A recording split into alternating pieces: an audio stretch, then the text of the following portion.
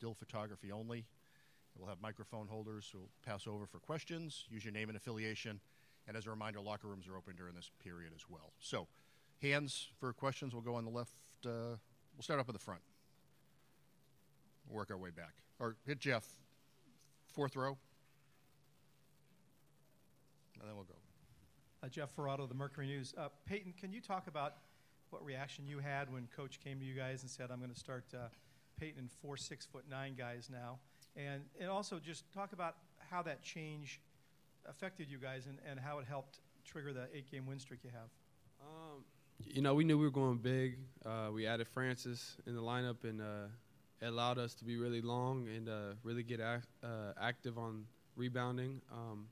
But it kind of just changed because, you know, Francis, he had great energy coming off the bench, and he was just so positive that Coach, after a 2-game losing streak, after losing to USC, Coach rewarded him with starting. And then after that, you know, we just started building energy. And so I credit a lot of it to Francis for coming in and boosting us. But it just allows us to play bigger, really get after on the boards, and be really long on defense.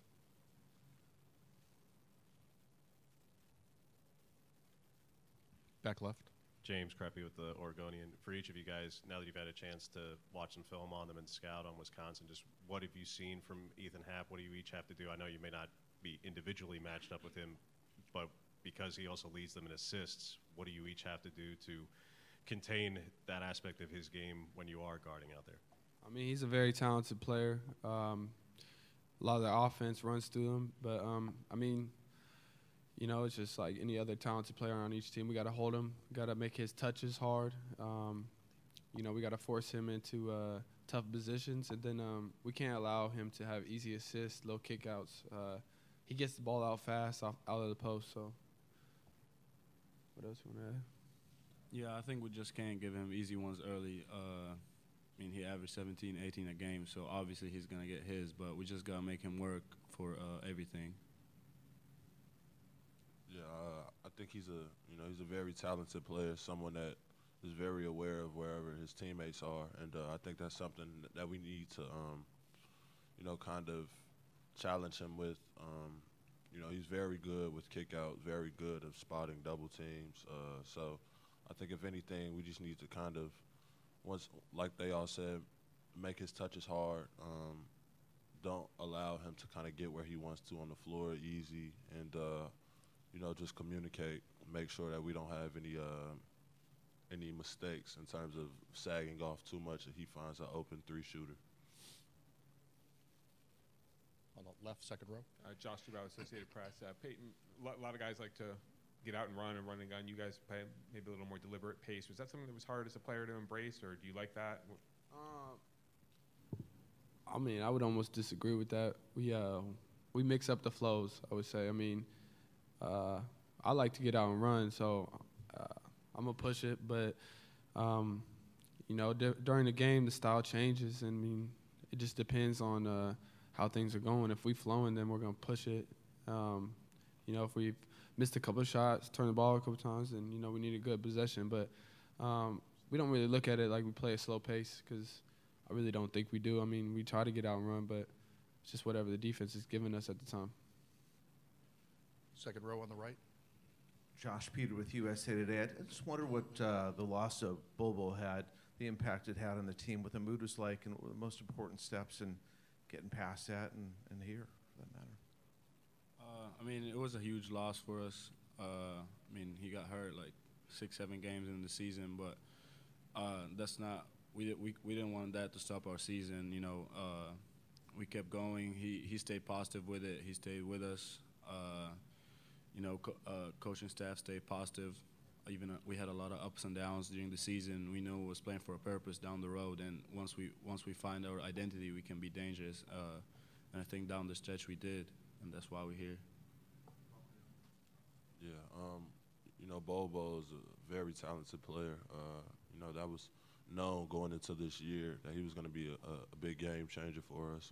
Unfortunately, that injury ended up taking away that aspect for this year. But, you know, I think one thing that we did start to learn about this team is that we're resilient, and that you know, there were a lot of curveballs that were being thrown at us. Kenny Wooten was out with a broken jaw.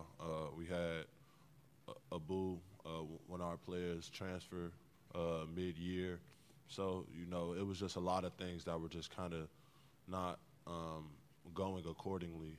But like I said, I think in the midst of that, we started to learn different ways of how we can win, whether it's through our press, whether it's through pushing the ball, whether it's through, you know, changing defenses, changing lineups, you know, just finding a mismatch.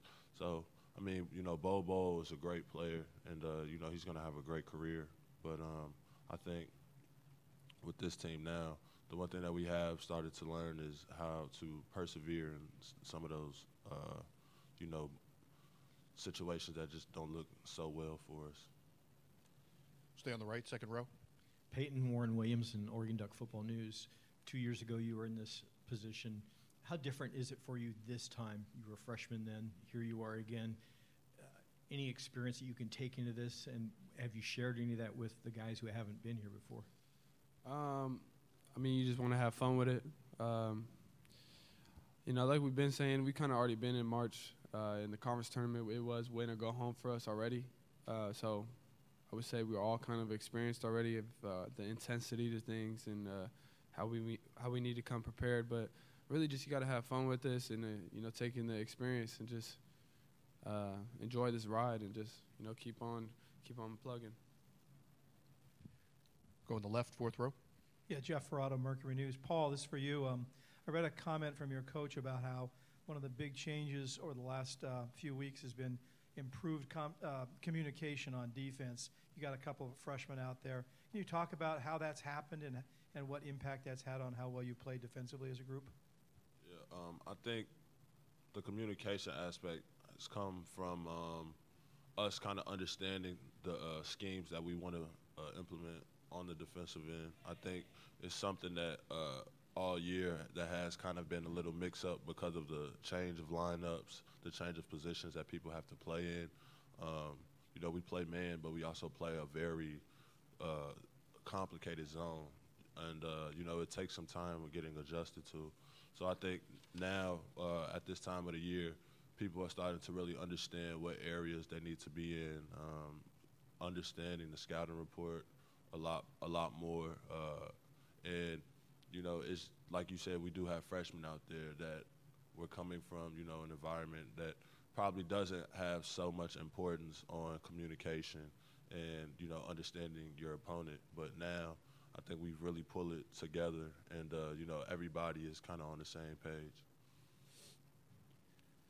Additional questions? We're good? Okay. Thanks, fellas. We'll have Coach Altman at